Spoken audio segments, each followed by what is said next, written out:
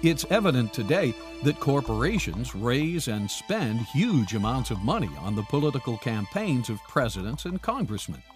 These corporations also spend huge amounts of money hiring former government officials to lobby Congress to pass laws that mainly benefit their interests. If so, have we allowed entities other than people to monopolize government?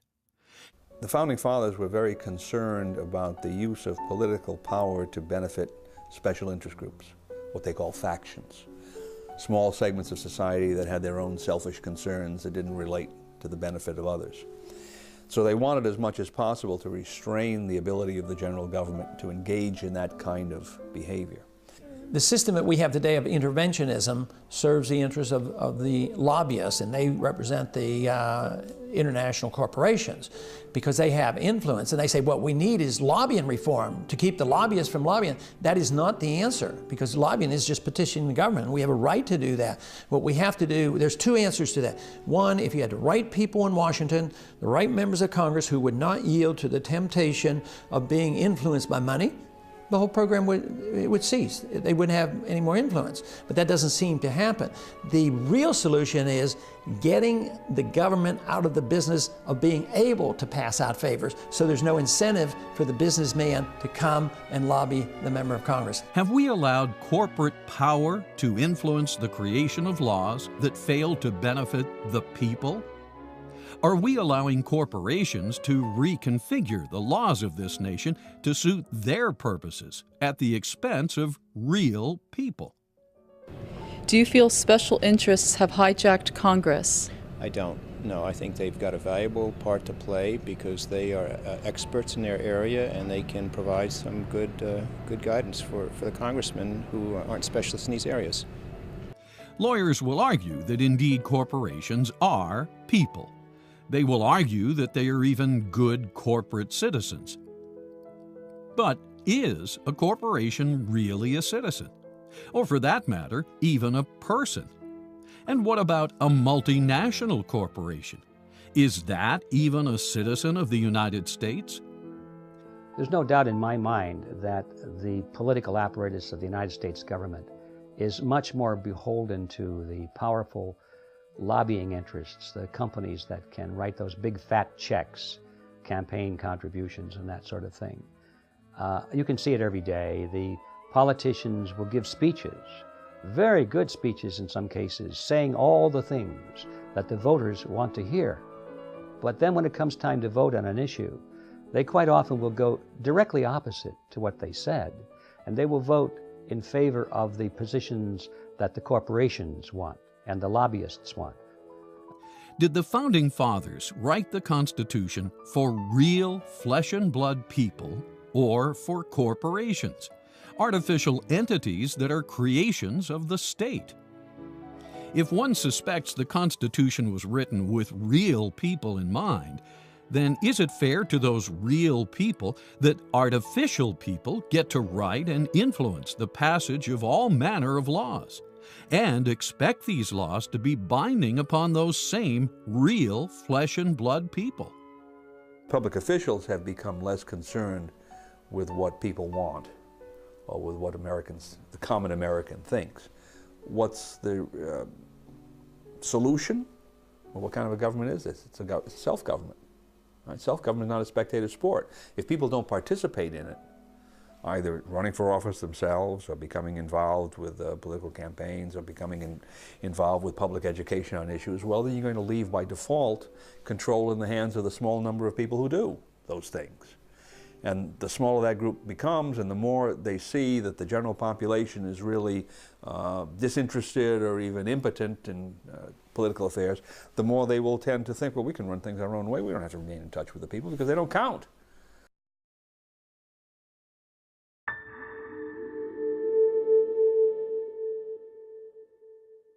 Just as Marxism called for workers of the world to unite, a different totalitarian ideology calls for corporations of the world to unite. Not only unite with each other, consolidation, but unite with governments, with states. Thus, when corporations unite with the state, it is known as fascism.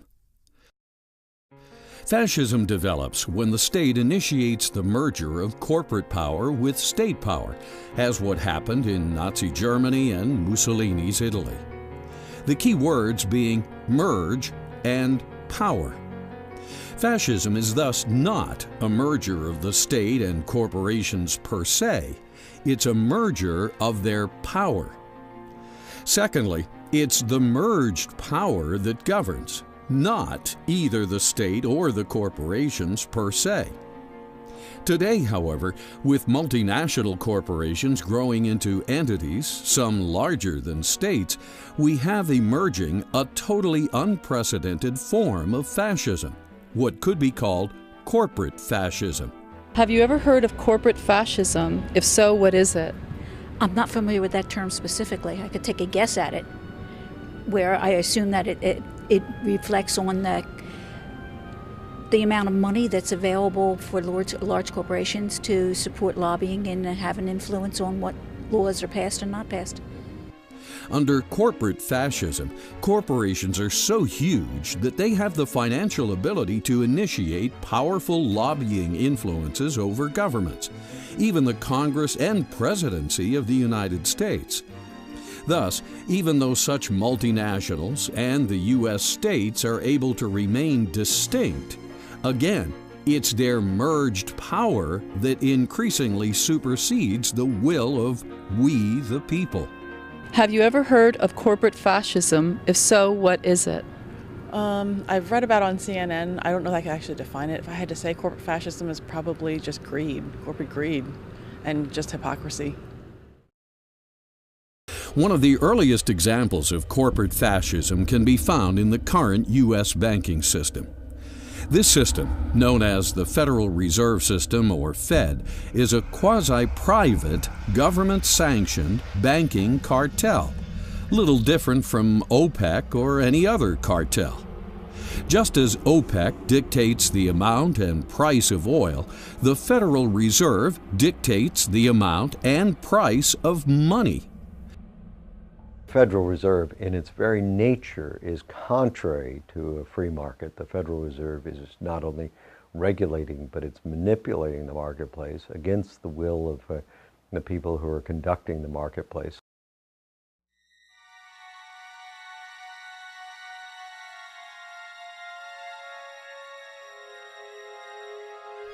By setting interest rates and determining the amount of money in circulation, this cartel presents the illusion of working for the general welfare, but in reality, it always acts in the best interests of not only itself, but its prime lenders and borrowers, the U.S. government, the major New York banks, and the multinational corporations.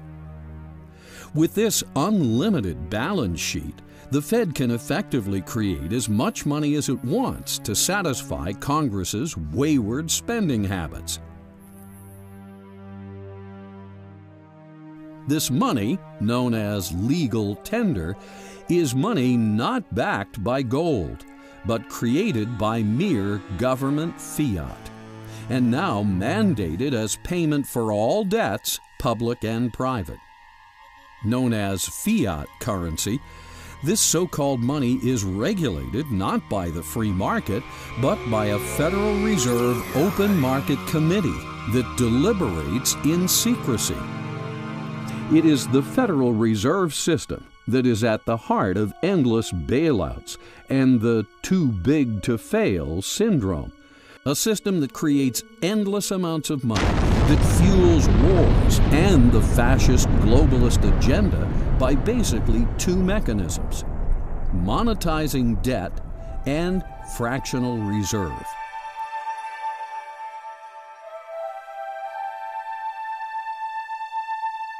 Today, the U.S. currency is backed by nothing but debt in the form of U.S. bonds. This is known as monetizing debt, the act of converting debt into money.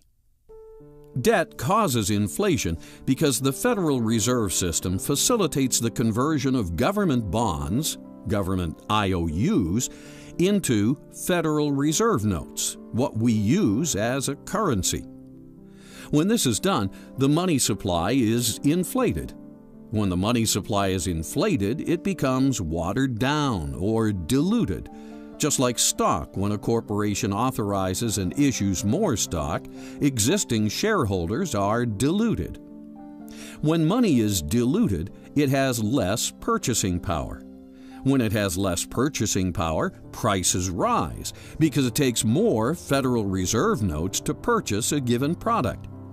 When prices rise, it has the effect of a tax. Inflation is therefore a hidden tax.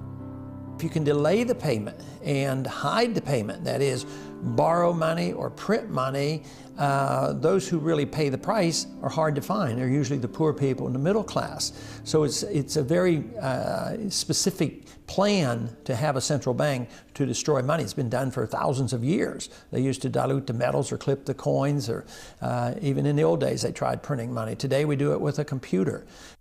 Thus, corporate fascism uses debt, which generates the hidden tax of inflation, to fund its operations and expansion. As far as fractional reserve banking is concerned, that's a problem of fraud. That is, fractional reserve banking is where the bank generates more paper currency than it has, say, gold and silver reserves on a specie standard. And it can really generate as much paper currency as the market is willing to bear, as long as the market has some credence that the bank will pay. And what tends to happen is that the banks overexpand.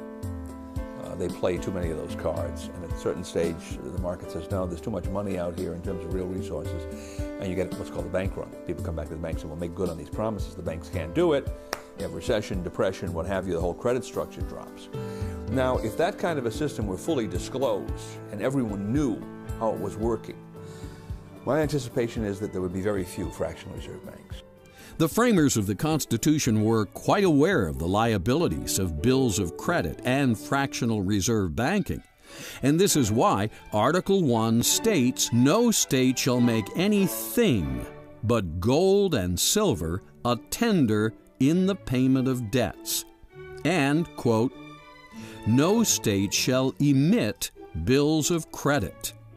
The Federal Reserve System should be abolished. It was not authorized in the Constitution, therefore we shouldn't have it.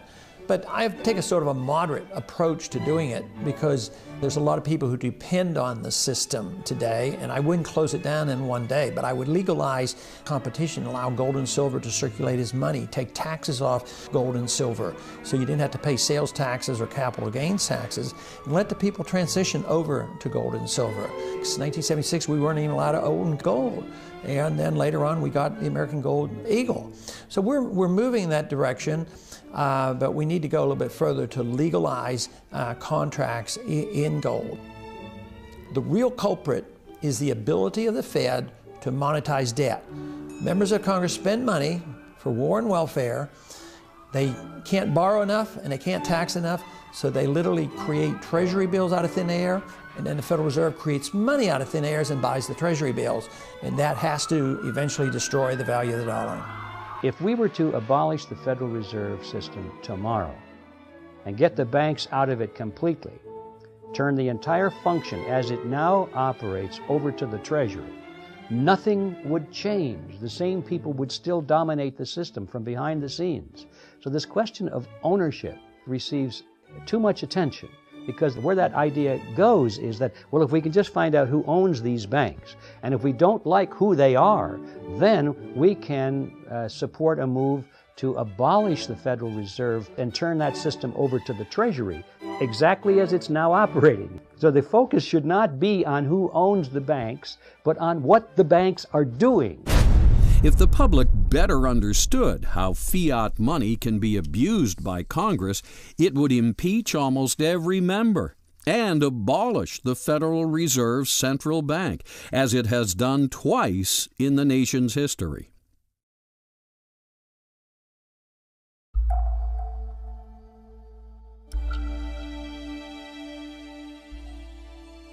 General is the problem. What did the Founding Fathers intend when they wrote those words? General welfare has been debated since the Constitution itself. The founders knew that Rome, and every society since the beginning of time, had poor, sick, and unfortunates, and many of these societies tried to help. For instance, in 1597, England had the Elizabethan Poor Laws enacted to provide what were known as the 7 corporeal works of mercy. These works were to feed the hungry, give drink to the thirsty, welcome the stranger, clothe the naked, attend the sick, visit the prisoner, and bury the dead. But is this how you really promote the general welfare, the founders asked? What would happen if you created a society that could actually rise above problems? A society where the government gently facilitated a free and prosperous citizenry, a citizenry so successful there were no hungry, there were no sick or poor, there were no criminals. The Constitution gives Congress the power and the responsibility to provide for the general welfare of the nation. So important is the idea of general welfare. This is the only term that is stated twice in the Constitution, once in the preamble and again in Article 1.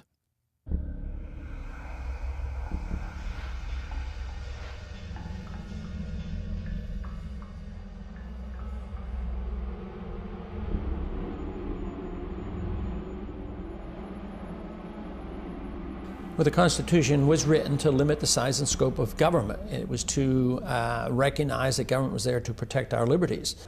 Over 25,000 laws are enacted every year, many by congressmen that have been bought and paid for by multinational corporations, all non-people entities. I hereby declare this to be an unlawful assembly. If you remain in this immediate vicinity, you will be in violation of the Pennsylvania Crimes Code, no matter what your purpose is. What comes to mind is big corporations that put their view of the world out there for everyone, take over small businesses, take over choices that people might have, different kinds of products where everything becomes much more generic and just based on cost as opposed to quality and workmanship. Because term limits have not been established for the Congress, most congressmen have been able to stay in office for decades. Again, this is the Supreme Court. States were enacting and imposed term limits on their members of Congress in something like half the American states, and the Supreme Court overthrew it and took the right away from the states to impose term limits on their own members of Congress. And what did Congress do?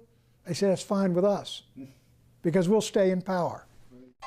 It seems the more a congressman is entrenched, the more he is able to build a social network, a network of cronies. Clearly, good relationships with fellow congressmen serve many productive purposes, but such a network can also be abused. After all, it's much easier to minimize the risks of vote swapping, a form of collusion, amongst cronies. It's much easier to justify corporate campaign contributions, a form of bribery, amongst cronies. And it's much easier to get away with earmarks, a form of fraud, amongst cronies. Thus, an entrenched Congress, especially one cast into only 2 major political parties, would seem to be in the perfect position to imperceptibly usurp power from the people and place it into the hands of the corporate fascists that have hijacked Congress. The right place to look for a solution to the problem of corrupt politicians is at the voter and their perception of who they're voting for and what the political principles of their candidates are. You can bet collusion, bribery, and fraud are not practices the founders envisioned for a more perfect union. So unless I have this view that I need to participate in this system as a self-governing citizen to maintain the integrity of the system, the system will eventually be dominated from the top down by the people who can actually make something from gaming it, as the expression goes. So this is the Founding Fathers' point. It depends upon having a virtuous citizenry that is willing to shoulder the burdens of maintaining a self-governmental structure. Again, general welfare includes everyone, especially the vast majority of average citizens who fall within the middle of the social spectrum. In statistical terms, the average, or mean, is represented at the top, or crest, of what's known as a bell-shaped curve. It's the middle of the bell-shaped curve. So it's fair to say that the original intent of the Constitution is to define a government that serves the general population, the middle of the bell-shaped curve, now known as the middle class.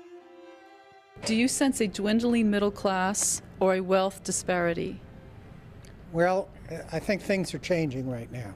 I think the last 8 years have been increasing wealth disparity, but I think some of the excesses of those days may be over.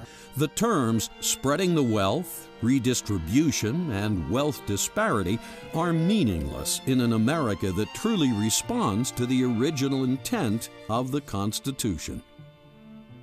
Many have commented that we now have a monstrous tax system, a system that taxes its citizens far more than citizens of the Boston Tea Party era. If 2 to 3% taxation justified a revolution in 1776, why doesn't 50% and growing justify a revolution? If a few little excise taxes on pieces of paper and tea justified open lawlessness from these rebels that we're all celebrating, why don't the myriad of incomprehensible, unavoidable, crushing taxes, state, local, and federal, why don't they justify a revolution today?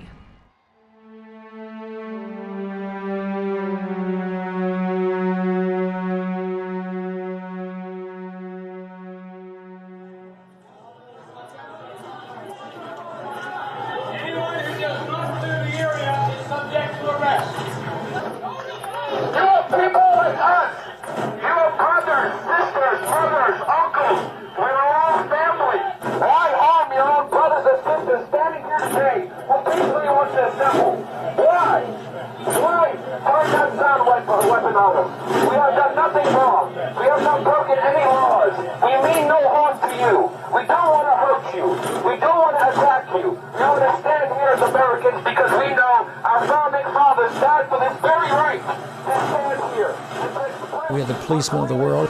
So instead of a government now that occupies so many other countries, and we have 700 bases overseas, that wouldn't happen if we had the proper size government. Understand the orders you are taking right now are unconstitutional. Understand right now what you guys are doing here today will play effect throughout history. The Germans, listen to their orders. The Germans violated their civil rights, God-given rights in Nazi Germany in the 30s by simply listening to unconstitutional orders and not questioning authority. We are here because we mean no harm to you. We are tired of these private Federal Reserve bankers who are running this country and destroying this country from the inside. The tyranny that they committed against you.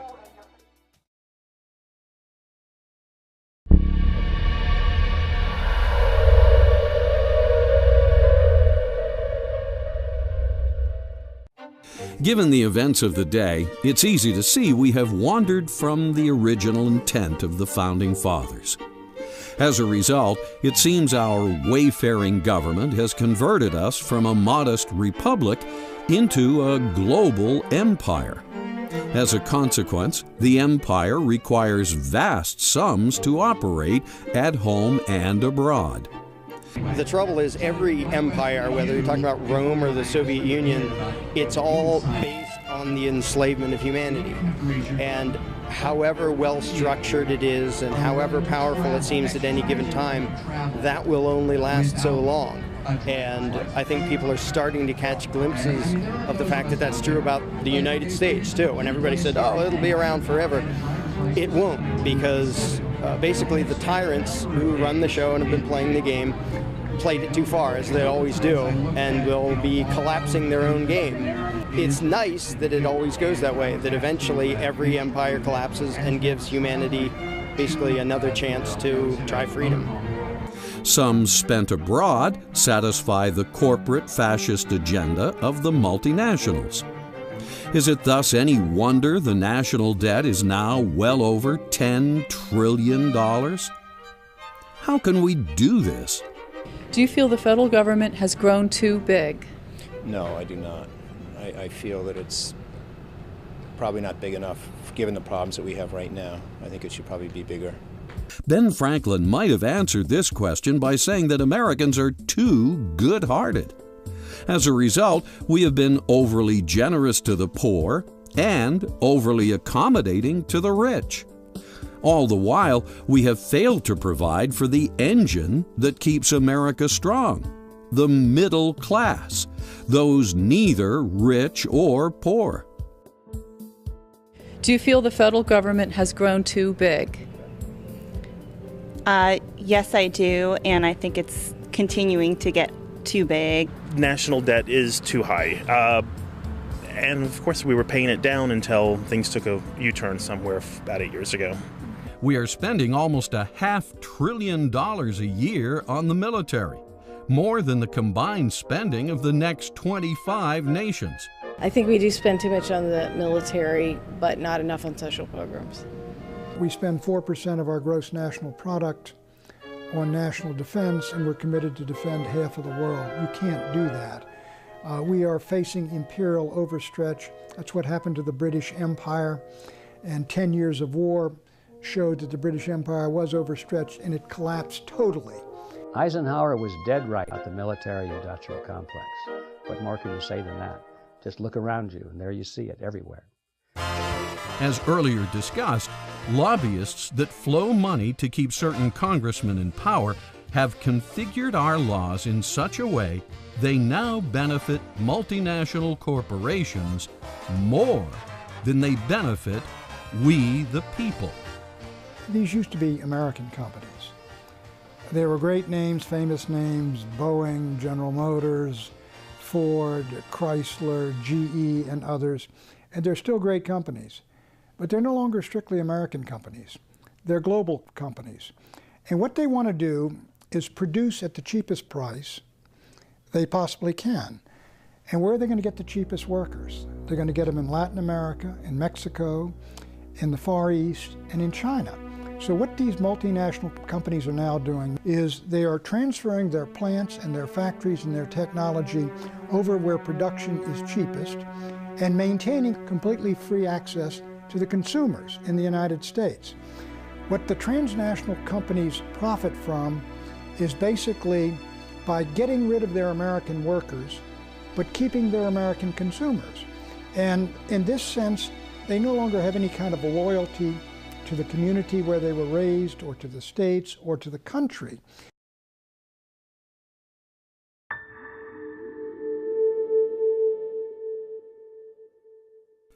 At our peril, we ignore the advice given to us by Jefferson and Washington when they warned us about getting involved in entangling relations around the world. We are giving billions away in foreign aid to governments that are involved in conflicts. And when we do this, it involves us in their conflicts. President Washington said, "We can trust to temporary alliances in times of necessity." Between 1778, when we had our alliance with France, which lapsed in 1800, and 1949, the United States never entered an alliance with any other country. Then we established NATO as a defensive alliance against the Soviet Empire, and we drew a red line across Germany. That was a temporary necessity in the Cold War. When the Cold War ended, the United States should have reviewed all of its treaty commitments to Japan and Korea and Taiwan and Europe and all over the world, and abrogated or dissolved all the alliances that no longer serve the vital national interest of the United States. The Constitution doesn't give the federal government the right to form any alliances like that, where we give our sovereignty to these sort of supernatural national bodies. You know, now I basically say that there is no point for it. It's basically to expend our interventionism and to protect our empire. Because of the conflicts we have now become entangled in, we have over 800 military bases and outposts stationed in over 130 countries around the world. To maintain this infrastructure, we have to spend almost $500 billion a year. Some say $1 trillion a year when you factor in debt service and long-term medical care for veterans. We are facing imperial overstretch. That's what happened to the British Empire. And 10 years of war showed that the British Empire was overstretched, and it collapsed totally after World War II. The United States should simply shed these commitments to fight all over the world on behalf of nations which have nothing to do with the vital interest of the United States. In an attempt to optimize the world stage for capitalism in the name of spreading democracy, if America doesn't stand up for the cause of freedom, who will, Carl? We have, over the past 50 years, resorted to both overt and covert operations. The Bush Doctrine is open-ended. It is, we cannot be secure unless the world is democratic, and we have a right to interfere in the internal affairs of every country on earth to make them democratic. It is an absurdity. We are undertaking an assignment we cannot fulfill. It is endless. It is a formula for perpetual war, for perpetual peace. It is clear, by failing to follow the original intent of the Constitution, we, the people, have allowed the rogue politicians that now infest Congress, the Supreme Court, and the executive to involve us in endless wars, hence endless debt. We spend endless amounts of money into the military-industrial complex which Eisenhower warned us about. Yet all we seem to get in return is perpetual war. The very wise and wealthy financiers of the world, going way back, even before Rothschild's time, have observed that the world was a pretty rotten place to live in. That nations were always fighting over something or other. Somebody was always trying to conquer somebody else, and wars were universal. Too bad about that, but that's the way it is. So we found out, that we bankers, that if we loan money to them, that we get paid back. They don't question what the interest rate is because they're fighting a war. And if they can win the war, they can just plunder the victim and pay us whatever we want out of the plunder. It doesn't cost them anything, really. Then the issue comes up, well, what happens if one of these nations decides not to pay us? The answer is very simple. If they refuse to pay us back, we'll finance an opposing nation or a revolutionary group somewhere else to become an enemy of that nation and attack it and destroy it, invade it. We'll create another war, in other words, in order to get our money back. We'll finance this side to attack that side. And so by financing all sides in a war and keeping the world divided up into warring factions so that no one unit is particularly stronger than the other, the banks can continue to finance all sides of wars forever and always collect their interest because they have the ability of putting one nation against another nation to collect their debts.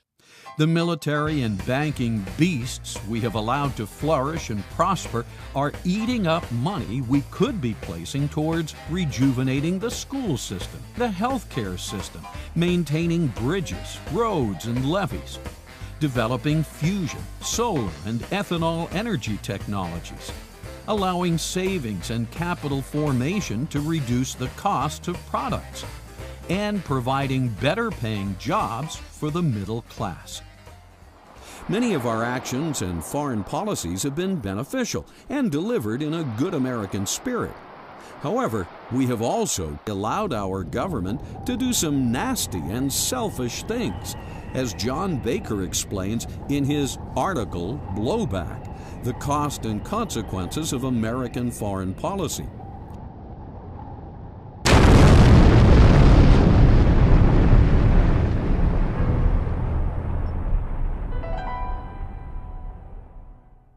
Blowback is a term whereby you take an action abroad, such as we overthrew the Mossadegh in 1953 in Iran, and blowback came when the Shah we installed was overthrown in 1979 by nationalistic forces, and we got a worse situation than we had. We have, in the past, supported questionable rulers, rulers that have turned against us, such as Saddam Hussein and Osama bin Laden. The IMF World Bank, which is heavily funded by fiat money created by the U.S. Federal Reserve System, lends money to subprime borrowers in third world nations. And then, when they inevitably default on their loans, the U.S., through corporate agents, forces concessions known as structured settlements on such countries. Concessions include granting the U.S. sweetheart deals on natural resources, such as oil, profit participation in their public utilities, certain voting patterns at the UN, land for yet more U.S. military bases, and free access to canals, such as the Panama Canal. When countries don't play ball with the U.S. empire, the empire strikes back. We send in the military, as was the case with Iraq. I do believe that Iraq is the greatest strategic blunder, certainly in my lifetime, because we attacked and invaded a country that did not threaten us, did not want war with us, and did not have the weapons of mass destruction we said it had. It was an utterly unnecessary war. It has cost 4,000 American dead, 33,000 wounded, $600–700 billion on the way to trillions of dollars. It has antagonized and alienated the entire Arab and Islamic world. I think it has helped to break the Bush presidency, and I can't think of any gain worthwhile that we have gotten as a consequence of this war. This war could be the beginning of the end of the United States as a superpower and as the lone superpower on Earth. I have to say that most wars in our modern age, in my view, are unjust because they're being fought over reasons which are not honestly stated. They're being fought over hidden agendas. But we must keep in mind that there is a theoretical basis for a just defensive war. And in a defensive war, if somebody's trying to attack us and take over our country, truly do, not something that our political leaders have created this myth about, but really is truly happening, then we would gain by winning that war. Because if we didn't win it, we would lose our freedom. The mere fact that we are involved in so many unethical and entangling relationships the world over makes it inevitable that we will cause severe antagonism and perpetual war. Such antagonism has precipitated blowback in the form of attacks on our embassies, ships, and buildings. September 11, 2001 was the most dramatic example. 9/11 was indeed blowback for massive American intervention in the Middle East, supporting Saudi Arabia, putting our troops in there, the Iraq War, and aiding the overthrow of the Afghans. In effect, it came back to bite us. The 9/11 terrorists were over here because we are over there. By projecting our military to secure oil in Iraq and Saudi Arabia, rather than securing the blessings of liberty, we are causing conflict that is destroying domestic tranquility. Oh, it's easy to blame it all on the Democrats or the Republicans or even the Islamic radicals. But as Harry Truman said, the buck stops here. The buck stops with we the people, and how well we self-govern pursuant to the U.S. Constitution. In short, by allowing our elected officials to receive campaign contributions from corporate entities, all non-people, We are causing all these bad things to happen because such elected officials cannot possibly be true to both the U.S. Constitution and the fascist agenda of globalization. Governments, including our own, will always seek excuses to expand, and war is one of the primary tools a government uses to expand its power. World War I, did that provide a net gain? It destroyed one of the most stable international structures the world had seen throughout history. It brought about the Bolshevik Revolution, it brought about the Nazi Revolution, it brought about World War Depression, it brought about World War II. So we'd say certainly it was not a net gain that came out of World War I. It's hard to see the net gain really that came out of World War II. Hitler was defeated, and you ended up with Stalin with more power than Hitler ever had. The Japanese were defeated, you end up with Mao Zedong in control of China. War is the health of the state, according to author Randolph Bourne. It's up to we the people to maintain our health by keeping our government under good control. We the people ordained and established the Constitution of the United States of America in order to ensure domestic tranquility, promote the general welfare, and secure the blessings of liberty to ourselves and our posterity. The United States is the greatest nation on earth. We have coexisted with monarchies, with despotisms, with dictatorships. We have been the most secure nation on earth, and we maintain our security by maintaining strong, powerful military forces to defend and protect us, and the will to fight in our vital national interests, and letting the world know that, and staying out of wars that are none of our business. That's how we survived in the 20th century as the one great power to enter the 20th century that left it still a great power. What happened to the British Empire, the French Empire, the Russian Empire, the Ottoman Empire, the Hohenzollern Empire, all the rest of them, the Japanese Empire, all smashed, all destroyed, because they were overextended and they got into wars that carried them too far and were none of their business. That is where we're headed right now with these wars in Iraq and Afghanistan and plotting war on Iran and all the rest. It is not essential to our vital security, and we ought not to be doing it. The only way this can be done is for we the people to read and understand the U.S. Constitution, as well as the underlying philosophy behind it, and insist that the people we vote into office apply it to the letter, not just give it lip service. Anyone who doesn't believe this has no right to call themselves an American citizen or a representative of we the people.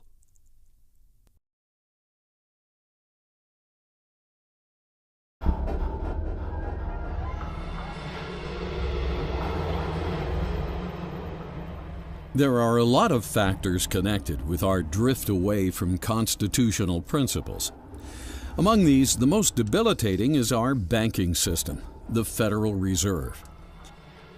Even though the Fed was created by an act of Congress in 1913, its operation and relationship with the U.S. government is amorphous, if not completely nebulous to the public.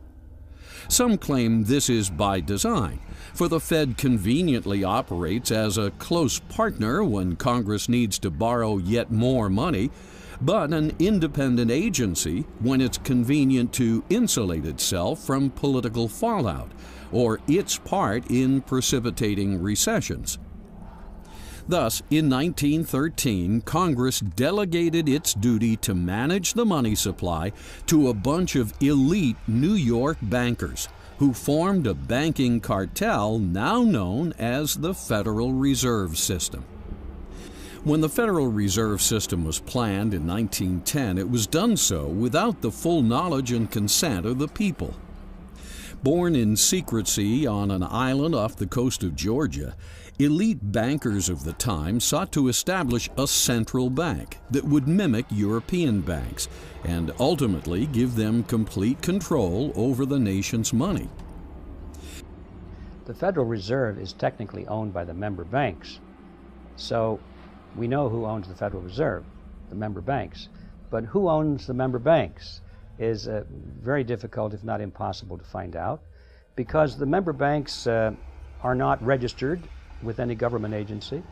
They're not corporations. They have the basic structure of a partnership or something very private. It may even be something unique, but it's not on the public record. And the owners or the partners of these banks are not about to let it be known. Now, it's true that you can buy stock in Chase Manhattan and all that sort of thing. You can buy stock in the Bank of America, and as a stockholder you're listed. But the true control and ownership is not on the public record.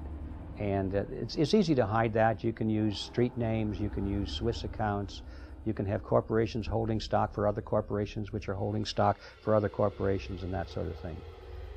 In general, it's possible to completely conceal the controlling interest of the banks from the public.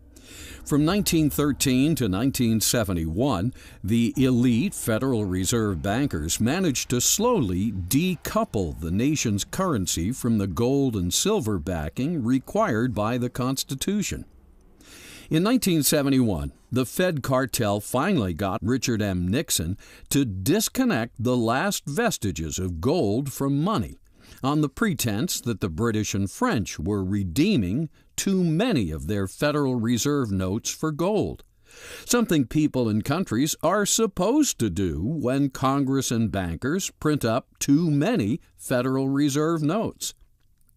But when you went off the gold standard, finally, when we cut it loose in 1971, when I was in Nixon's White House, and the reason we went off the gold standard totally, was that all these dollars that we had poured out in the United States had gone abroad, and the British were coming in with our dollars, demanding gold at $35 an ounce or $42 an ounce. They would have cleaned us out. So Nixon shut the gold window. Now that the bond between gold and paper money has finally been broken, over the period of 1913 to 1971, the elite bankers print up as much fiat currency as Congress demands for all manner of welfare and warfare purposes. Of course, anybody who likes big government, whether it's for the welfare state or for warfare, do not like the restraints of a gold standard, because then governments would have to pay for everything. They'd have to tax the people. And if the people were taxed today for all the welfare and all the warfare, all of it would end. The relationship between fiat money and wars is direct and immediate.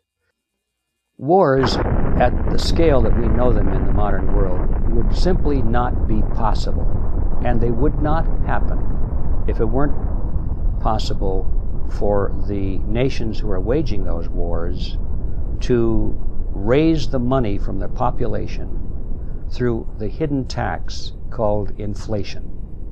Inflation is caused by the Federal Reserve System through fiat money, the creation of money out of nothing. So, if it were not for fiat money, most of the wars that we've known in recent times simply would not have been fought on either side.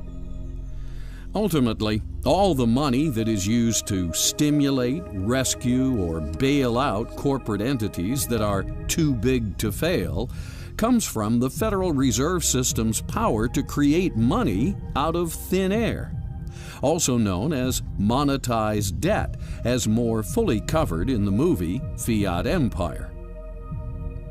The 2008 Bear Stearns, Fannie Mae, Freddie Mac, AIG, and $700 billion Wall Street bailout, root cause fiat money, not subprime lending, as Treasury Secretary Paulson claimed, are only the most recent examples.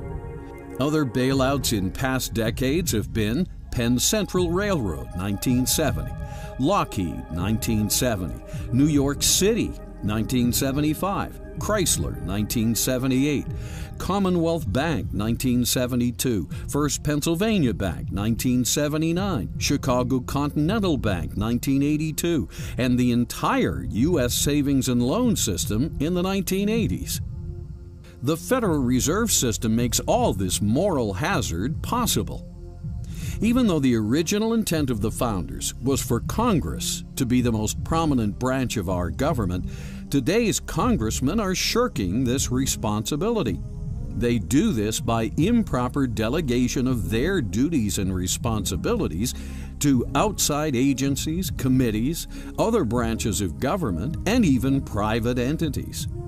Why? So they can avoid blame for such things as bailouts and wars and stay in office as long as possible. To the degree they can get the courts or the president to decide on the tough issues, they can avoid making unpopular choices that could get them voted out. Money is the primary touchy issue because money represents the energy of the citizens.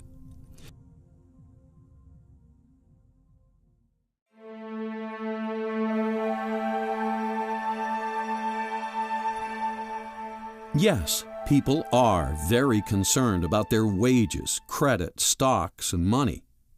Given this, what could be more relevant than Article 1, Section 8, which states, Congress shall have power to coin money and regulate its value. Section 10 then goes on to say that no state shall emit bills of credit or make anything but gold and silver coin a tender in payment of debts. The meaning is clear. Gold and silver, when coined, are the only things that are money. Regulate its value? What does this mean? It means Congress is charged with the responsibility to run a quality control check on all weights and measures which allow money to be counted, thus valued. How can you ethically value money unless you can ethically count it? That said, most people don't realize that a dollar is a unit of weight, like a pound or an ounce or a ton. In the U.S., a dollar is the unit of weight of pure precious metal in coin form. Thus, $1 of silver weighs 0.77 troy ounces. In the early 1900s, $1 of gold weighed 0.048 troy ounces. Given the real definition of the word dollar, it's easy to see what the Constitution is talking about when it charges Congress with the responsibility of maintaining the value of a dollar in terms of honest weights and measures. But today, people, and even Congress, misinterpret the original intent of Article 1 in other ways. They think it's Congress's job to maintain the value of the dollar by adjusting interest rates or adjusting the money supply, what's known as an elastic currency. An elastic currency is blatantly illegal per Article 1.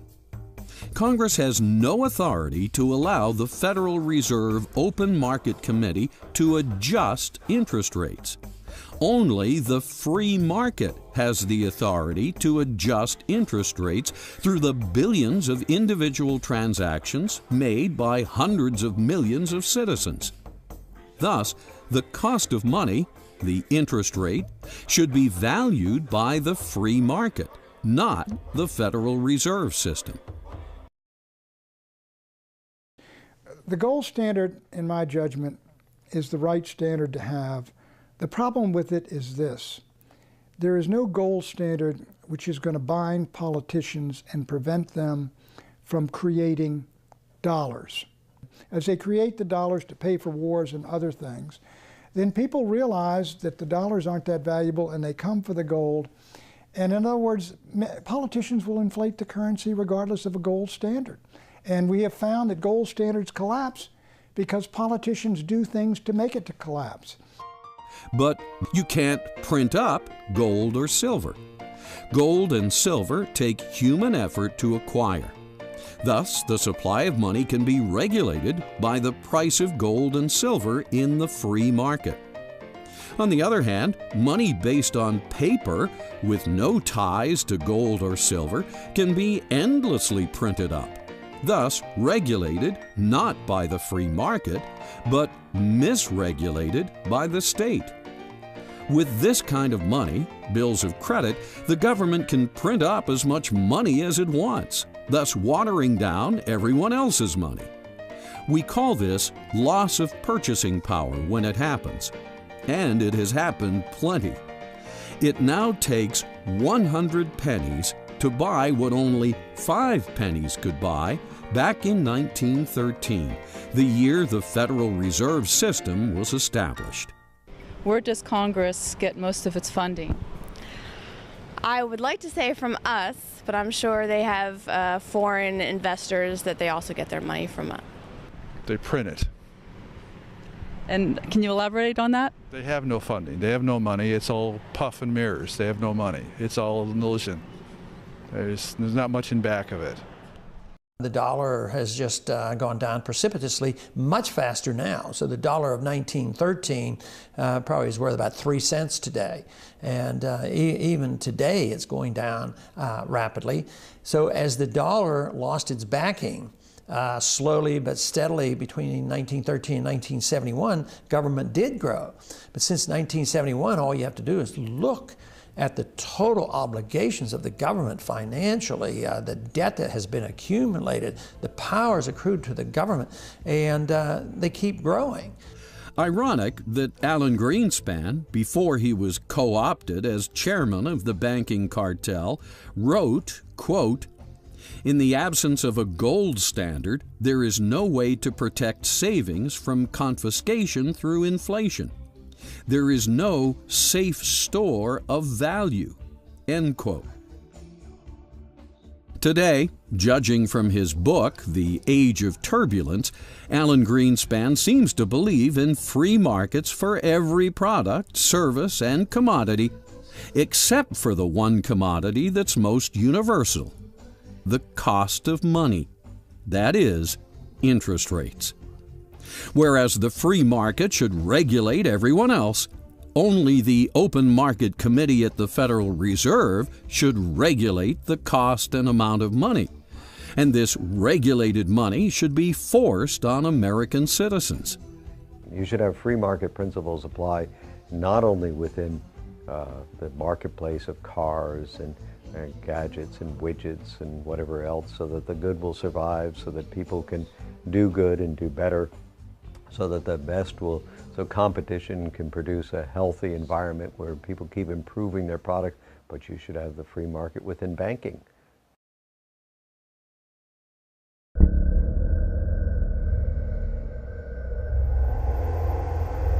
So, how did we go so wrong? Why is America now a post-industrial nation with an export profile similar to a 19th century third world colony? Let's take a look at the greed of multinational corporate fascists have caused we the people to undervalue the very Constitution upon which the American experiment depends. When the Cold War ended with the collapse of Marx's workers' paradise, the Soviet Union, the United States suddenly found itself the only superpower. At the beginning of the 20th century, there were about 5 great empires: the British Empire, the French Empire, the German Empire, the Austro-Hungarian Empire, and the Russian Empire. And you might add the Ottoman, and 2 great nations, Japan and the United States. And Japan became an empire. The end of the First World War saw the collapse of the Russian Empire, the German Empire, the Austro-Hungarian Empire, the Ottoman Empire. Collapsed in the rise of Hitler and Stalin and Mussolini and Lenin. And the Second World War brought the collapse of the British Empire and the French Empire and all the lesser empires, the Portuguese and the Dutch and the Belgian. All reduced to dust because all dissipated their blood and treasure in perpetual wars. Wars are the killers of empires. And the United States survived as the greatest country in the world for a single simple reason. We were the last great power to enter both world wars after most of the bloodshed had been done. American soldiers did not arrive in France in great numbers in the battles until the spring and summer of 1918, 6 months before the war ended.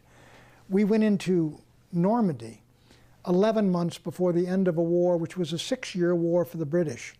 So the United States stayed out of the great wars until most of the bloodletting, or an awful lot of the bloodletting, was done. And we came in at the end sort of like Fortinbras at the end of Hamlet. The original intent of the U.S. founders was clear and effective. Stay out of wars. Don't squander the Republic's blood and treasure. Make no permanent alliances. All traditional values. War is tolerated. In fact, war is even applauded in many cases because people are of the impression that it is to the benefit of their nation. People tolerate or applaud war if they think it's a defensive war. If they think that they're defending themselves against a dreaded enemy, you would certainly tolerate a war, you would applaud it. The object is to convince the people of all nations, including those that are doing the attacking, to convince the population that their war is really a war of defense. They have to create in the minds of their people an image of a terrible enemy out there. And the reason they're attacking the enemy is because if they don't, he's going to attack them first. So it's a question of who gets the first shot.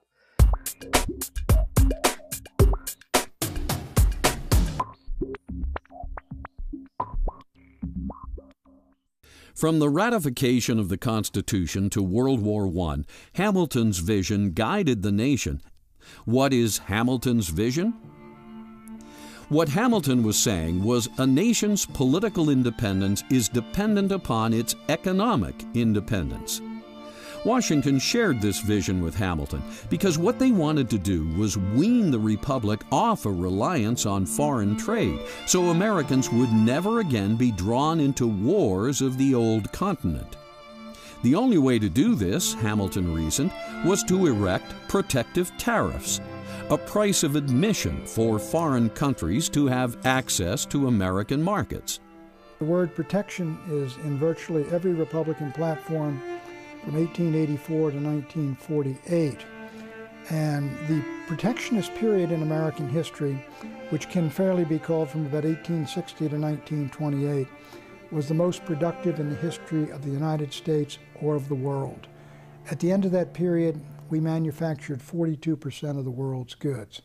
The purpose for these tariffs was to stimulate our own people to build factories and finance a strong central government, which, at the time, was needed. A strategic goal enabling the people of the U.S. to be able to cut bonds of dependency upon foreign nations and create bonds of commerce amongst themselves. Further, when a nation puts a tariff on foreign goods coming into the country, it is more able to cut taxes on goods produced inside the country. But today, this is known as protectionism, a dirty word with the corporate fascists behind monopoly capitalism, media consolidation, and non-citizen multinationals that have purchased Congress. I believe a trade policy should be crafted to protect the sovereignty of the nation, the economic independence of the nation, and the standard of living of the American worker. Our present trade laws are designed to protect the freedom of transnational corporations to abandon their country, to desert their workers, and to go abroad in search of the highest immediate profits at the expense of the community and the nation that nurtured them.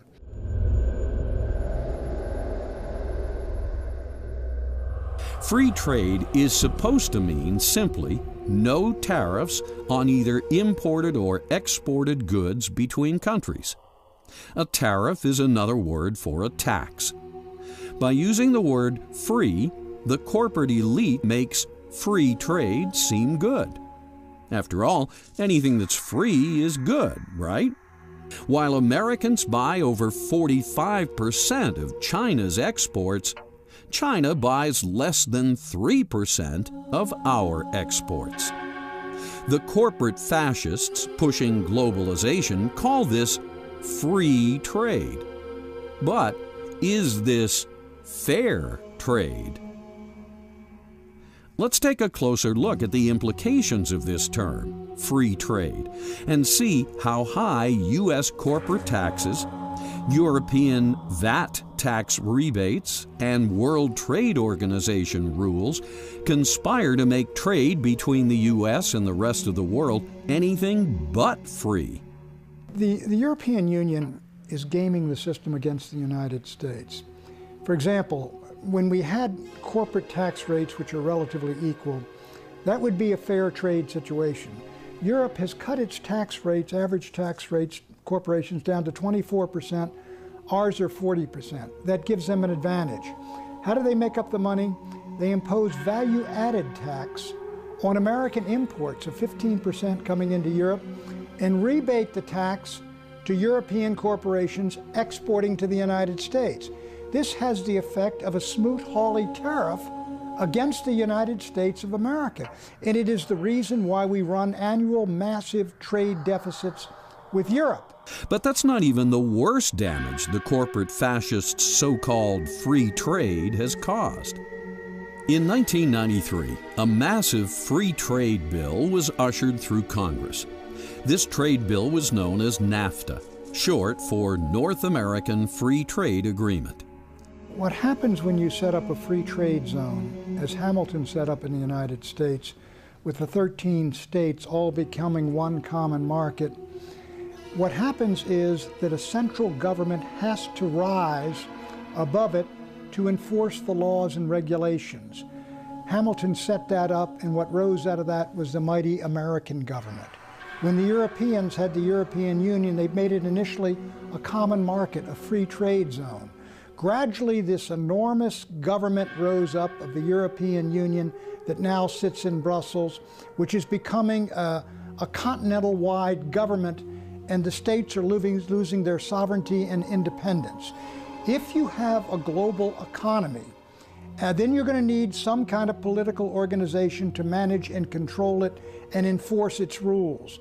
The beginnings of the world government already exist in the World Trade Organization, the UN, the IMF, the World Bank, the new International Environmental Authority, Kyoto. All of these things are the embryonic institutions of a world government.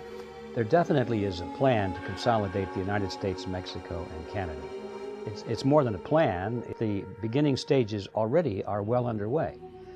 Whether that's a good thing or a bad thing depends on the type of government that will be created.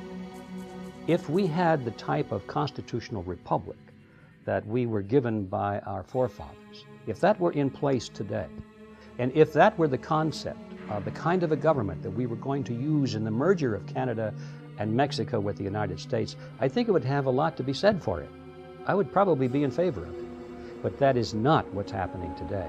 What is happening today is the merger of these three countries into a collectivist super-regional government. By collectivist, I mean it will be totalitarian in nature. There will be very little room for individual rights. It'll all be dictated from the top, and it'll be practically a model of what we're now seeing happen in Europe and the European Union. The North American Union is absolutely being built. We know about the NAFTA superhighways. We know about the trade agreements that are being set up. We've seen a similar model already with the EU. So yeah, I think it's pretty clear. 15 years later, the results of NAFTA are in. Heroin, marijuana, and illegal immigrants are pouring in over the U.S.-Mexican border. More than 1 million jobs, once performed in the U.S., are now performed by Mexican workers at maquiladora plants. Among the major entities that championed NAFTA were the Council on Foreign Relations, the U.S. Chamber of Commerce, the Wall Street Journal, the Washington Post, the Heritage Foundation, the Brookings Institute, the New Republic, and the National Review. Among those who joined in opposing NAFTA were the following: Ross Perot, Pat Buchanan, Ralph Nader, the AFL-CIO, and the American people. Nevertheless, NAFTA passed.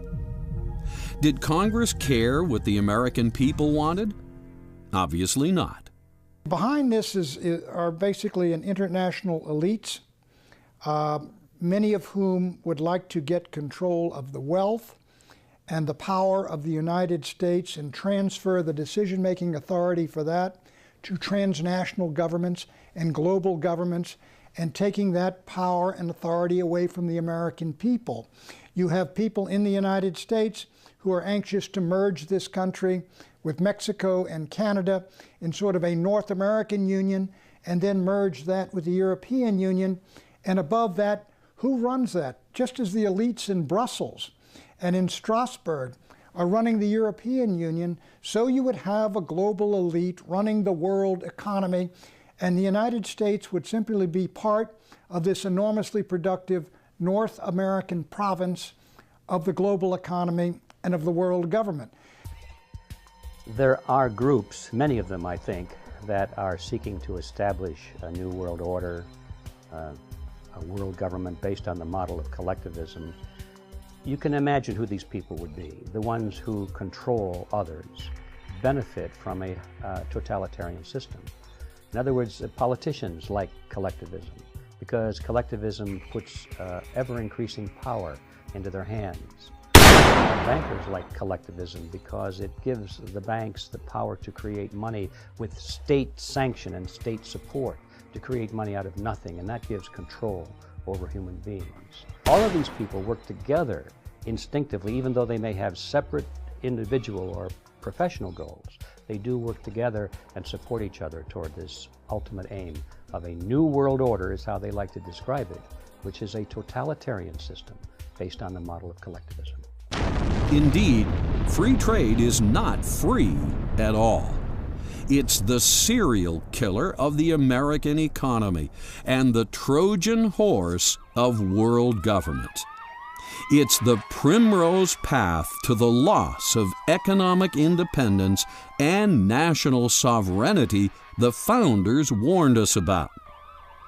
Free trade is a bright, shining lie made possible by fascists of greedy multinationals.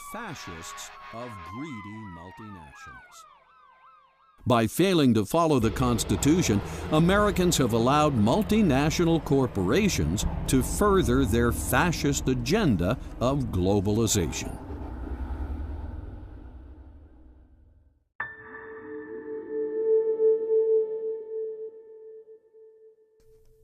In 1991, the Soviet Union collapsed. Concomitant with this collapse, both China and India saw the wisdom of changing their economic policies before they too suffered a similar fate. 400 million Russians and Eastern Europeans who had been behind the Iron Curtain suddenly joined the global economy.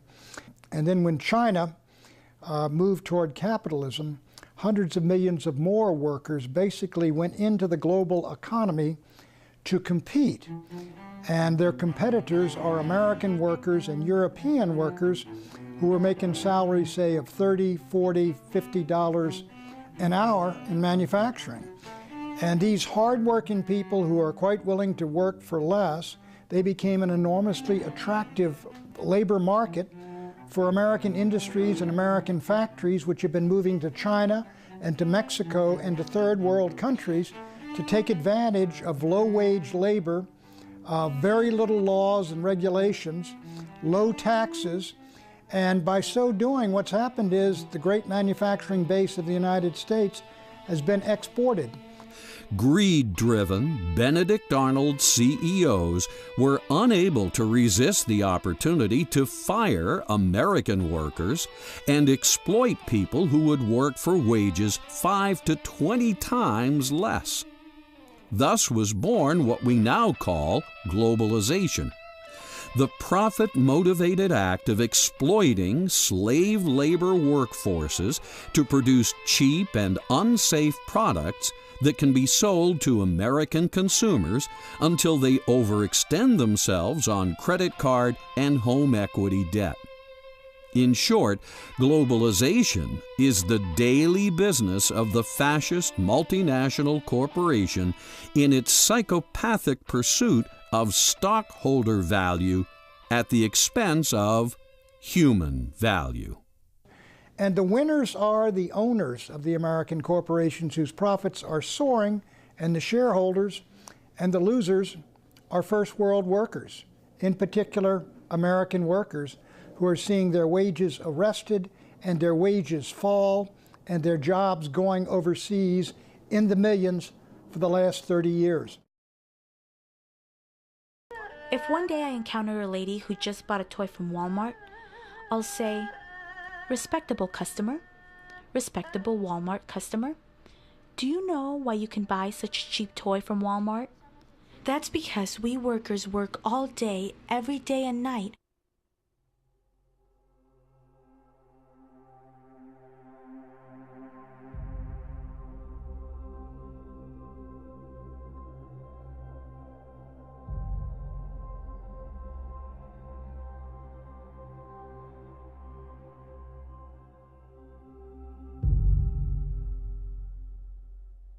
We added 125,000 new jobs around this world this past year. Good job.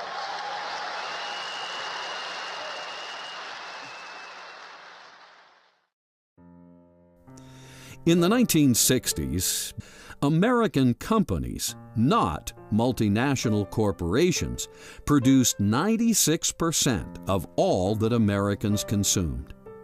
Now, a fourth of America's steel is foreign-made, a third of its cars, half of its machine tools, 2/3 of its clothes, and almost all of its shoes, radios, telephones, TVs, cameras, VCRs, and bicycles.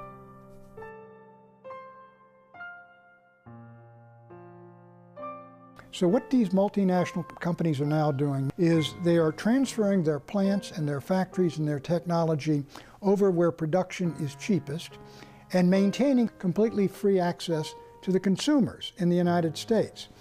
What the transnational companies profit from is basically by getting rid of their American workers, but keeping their American consumers. And in this sense, they no longer have any kind of loyalty to the community where they were raised, or to the states, or to the country. Between NAFTA and the Federal Reserve System, both gifts to the American people from greedy Wall Street financial institutions and their fascist multinational corporate clients, the U.S. has seen its dollar lose over 95% of its purchasing power, seen its economic and energy independence squandered, seen its major homegrown industries decimated, seen its working men and women forced to submit to employment as debt slaves, seen its middle class placed into Darwinian competition with foreign workers making slave wages at gunpoint. And now it's seen a $700 billion taxpayer bailout of Wall Street banks and financial entities. In one generation, the house that Hamilton built has collapsed. Corporate fascists have been able to hollow out the U.S. manufacturing base and exploit the U.S. market. There have been forces working in this direction for centuries, and they are coming to realize this ideal of theirs. But quite frankly, loyalty to globalism is thus treason to the American Republic. The Council on Foreign Relations, Trilateral Commission, they've been talking about a world government for a long time. They've testified in Congress that they're trying to build a world government. So yeah, absolutely. I mean, it's pretty laid out on the table. That's what's being done.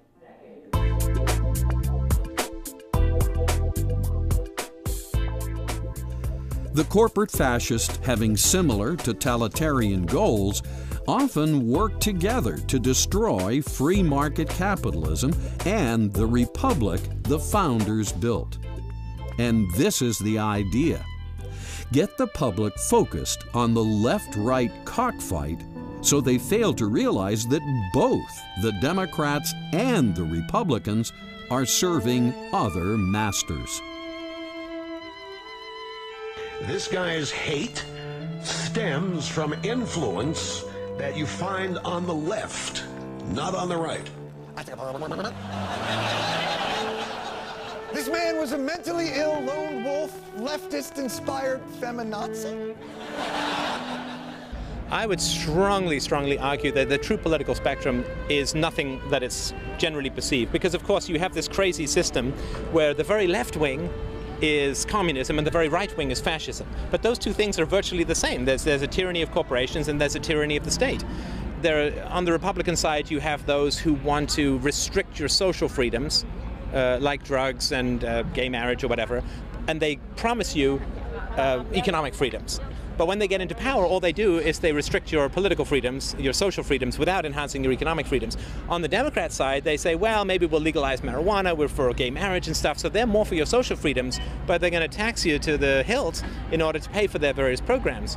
When they get into power, what they do is they don't give you more social freedoms, they don't legalize marijuana or whatever. What they do is restrict your economic freedoms even more. So you have the seesaw, each group promising you one aspect of freedom, each group taking away your freedoms on the other side. Another fallacy that Americans have is that we have this dichotomy in the United States with the Republicans versus the Democrats. That's not a dichotomy. The Democrats want to control us in one way, the Republicans want to control us in another way, but they both want control. People have used this false dichotomy between, let's say, fascism and communism, corporate socialism and monopoly capitalism, have used these false dichotomies to undermine the truth. At one extreme is totalitarianism.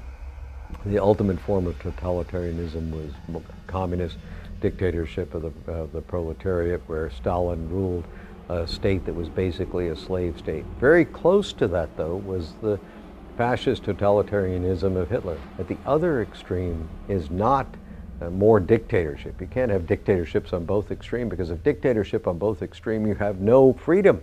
The freedom has to be at one extreme, and it goes from freedom to a lack of freedom. Dictatorship is at one end of the scale, and freedom is at the other end of the scale.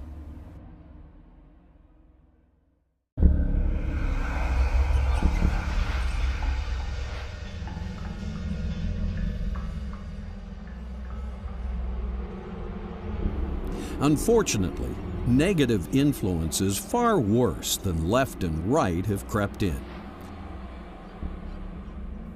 The Federal Reserve, set up by banking architect Paul Warburg, is a European-style central bank, complete with all the inherent problems of the old world. Banking principles diametrically opposed by the founders. Alien concepts, such as backing money by debt instead of gold, lending out more money than you have in the vault, printing up money so banks can stimulate the very economy they just crashed. All this so bankers can charge more for interest and snap up real estate assets with straw buyers in recession markets. Thanks to the Fed, Congress can bypass the public's representatives and wage war with money that has been literally created out of thin air. Are any of these American ways? Did the founders set up the Constitution so John Maynard Keynes, an economist indoctrinated in the environment of our former enemy, should stamp their war-torn European philosophies into the very soul of our nation? Something isn't right here. In Keynesian economics, they endorse the Federal Reserve System. And to print money out of thin air is really fraud, because they're stealing from people, stealing the value from some people. So they're completely different. But Keynesianism is not socialism, but it leads to socialism. Socialism is where the government controls supply and demand and prices and the whole work. But Keynesianism allows the market to function to a degree with a lot of intervention, a lot of regulations, a lot of taxes, a lot of planning, and a lot of inflation. How can the original intent of the founders shine through when our entire economic system and cultural institutions have been perverted by ideologies of a world we worked so desperately to get away from? Starting with World War I, starting with Woodrow Wilson, on down through World War II, down through Vietnam War, now to the war on terrorism. All these wars are always used to frighten the American people into accepting the expansion of government, supposedly to protect us against an evil, terrible enemy. The actual expansion came about through the Supreme Court adding some words to the Commerce Clause. They said Congress has the power to regulate commerce or whatever affects commerce. And that's rather a radical departure from the Constitution, because imagine if you added those words to every other provision of the Constitution. Why shouldn't you? If you can add it to one, you can add it to others. You'd have essentially unlimited government. Well, what that has done is it has given Congress the power to control not only all true commercial activities, but all sorts of things that are entirely local that are related to commercial activity. So, for instance, you had the gun-free schools law. Based upon what theory? Well, a gun goes through commerce and eventually ends up in somebody's hands. And there he's within 1,000 feet of a school, 100 feet of a school, whatever the distance is. And so Congress can regulate his possession at that point in time. Well, his possession at that point in time is not a commercial transaction by any stretch of the imagination. How can Congress regulate it? Well, because this implement that he's holding in his hand at one time moved through commerce. Well, of course, if you follow that theory out, they can control every aspect of your life. How much cornflakes do you eat in the morning? Well, you eat one bowl. Maybe you should only eat half a bowl of cornflakes. Can there be a statute telling you how many cornflakes to eat in the morning? Sure, because where did those cornflakes come from? Well, they came from Battle Creek, Michigan. The Supreme Court has perverted the Constitution, making decisions that used to be made democratically at the local level. The Congress has the power in the Constitution, Article 3, Section 2, to circumscribe the jurisdiction of the Supreme Court and say, stay out of that area. That is our area, that is the state's area. You are not to get into that. Judges don't decide these issues, people do.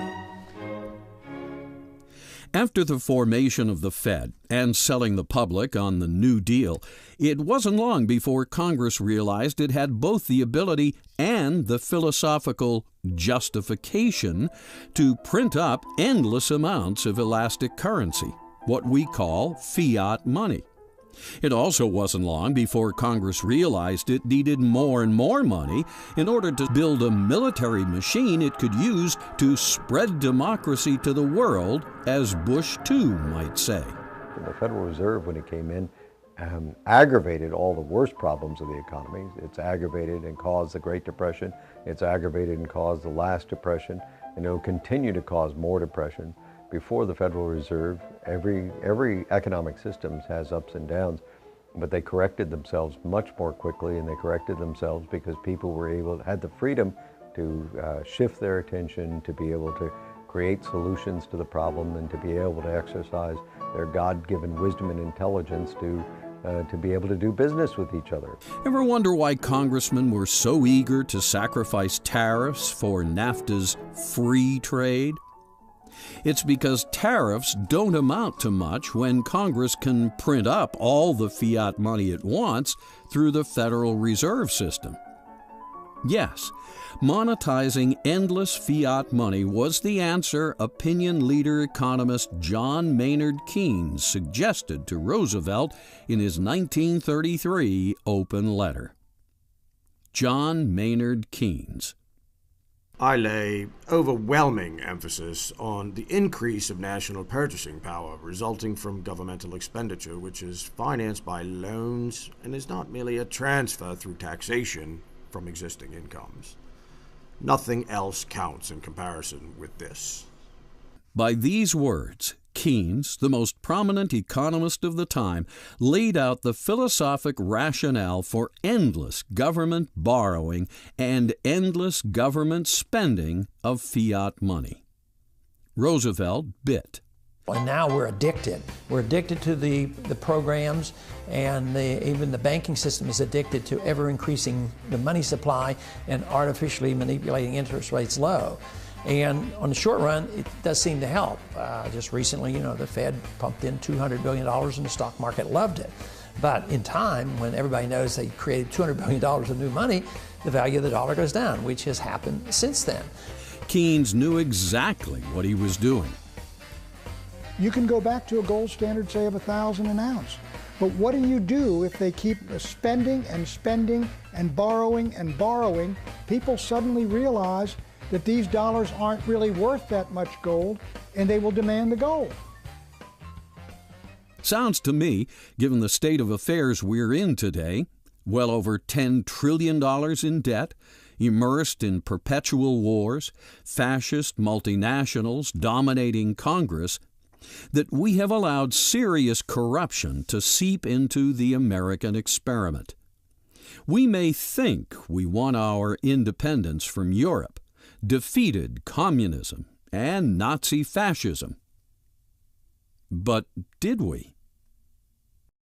We have traveled the road to totalitarianism almost to the very end. Austrian free market economics is really the answer, and that's the system that we should be following. And more or less, even though it was not known at the time our country was founded, it was more or less classical economics and classical liberalism that was very close to what the Austrians teach today. Tragic that wine-drinking, pot-smoking, angle-challenged baby boomers would so recklessly thwart the wisdom of the Founding Fathers by allowing their banking system and economy to be so influenced by European financial philosophies. Philosophies that over the past century have created a living hell of endless wars and empires, as we have seen. The intent of the founders was to establish a nation that was different from the ways of Europe. And they did. The United States is different. Not only that, it's the greatest nation that has ever existed. America is not a universal nation or a multicultural nation, as CFR globalists writing in Foreign Affairs would have reality-challenged baby boomers believe. It's a distinct nation, distinct with its own language, laws, history, and cultural background. We are different from the rest of the world. Yes, we even drive on the right side of the road because Europeans drive on the left.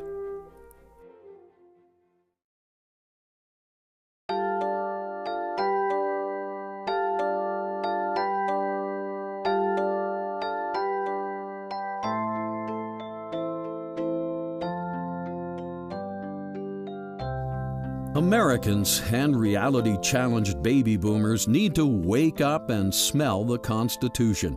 The famous quote from Franklin was that after he left the Constitutional Convention, he says, "We've given you a republic if you can keep it." And obviously we haven't done a very good job. I think if people want to live in a democracy or a republic such as ours, then they're more than free to do so, and we should lead by example, not by force. Citizens need to get familiar with the original intent of the founders and realize that the forces of corporate fascism have been raping and pillaging the United States for decades.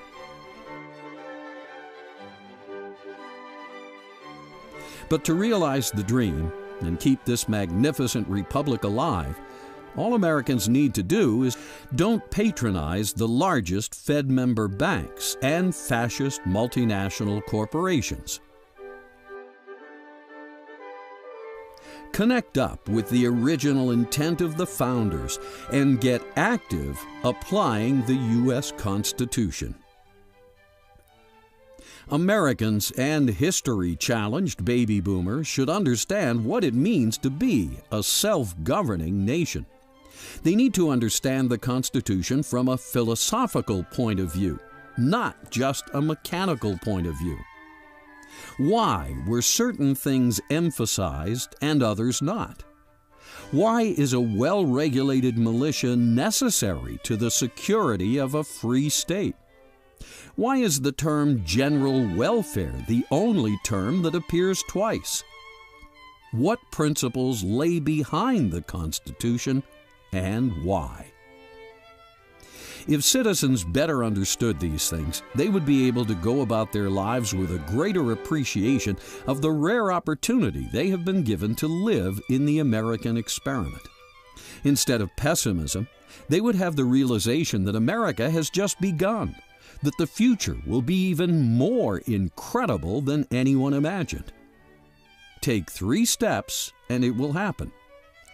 Yes, the corporate fascists that dominate American industry and global commerce will threaten and flail. Yes, there will be a percentage of religious fanatics that attack the United States or hate us because we flourish and prosper. And yes, there will always be secular robots and iconoclasts that hate traditional values. But the founders somehow knew all this, for they had studied thousands of years of history and countless failed civilizations. From these lessons, they built the Constitution of the United States, and this document has succeeded as no other. The blueprint for the longest-standing republic in history is in your hands. Eventually, even the corporate fascists, the Islamic terrorists, and our current special interest-dominated Congress will see the light and become part of the general welfare.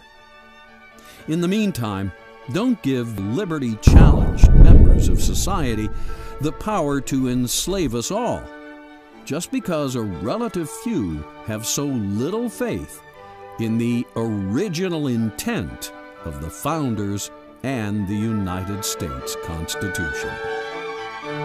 The Constitution of the United States represents no threat whatsoever to our form of government.